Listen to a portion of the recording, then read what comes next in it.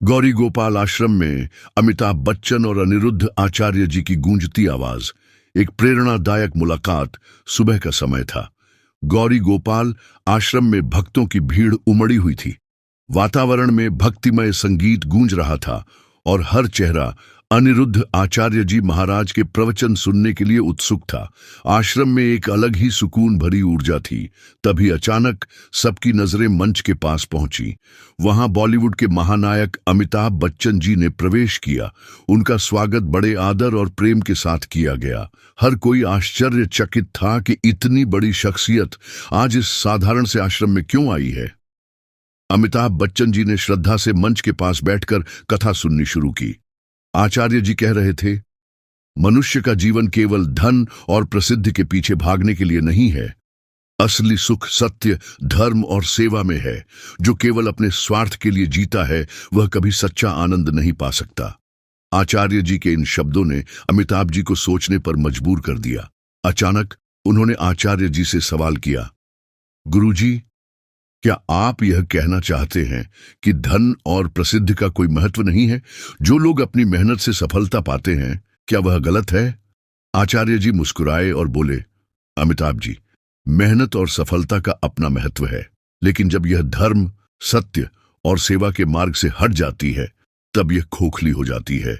धन और प्रसिद्धि का सही उपयोग तभी होता है जब वह समाज और ईश्वर की सेवा में लगाया जाए। ये सुनकर अमिताभ जी थोड़ा असहज हो गए। उन्होंने फिर एक गहरी बात पूछी, अगर सब कुछ ईश्वर की मर्जी से होता है तो मनुष्य के प्रयास और कर्म का क्या महत्व है? आचार्य जी ने गहरी गंभीरता से उत्तर दिया, ईश्वर ने हमें कर्म करने की शक्ति दी है, लेकिन अगर आपके प्रयास स्वार्थ और अहंकार से भरे होंगे तो परिणाम भी वैसे ही होंगे।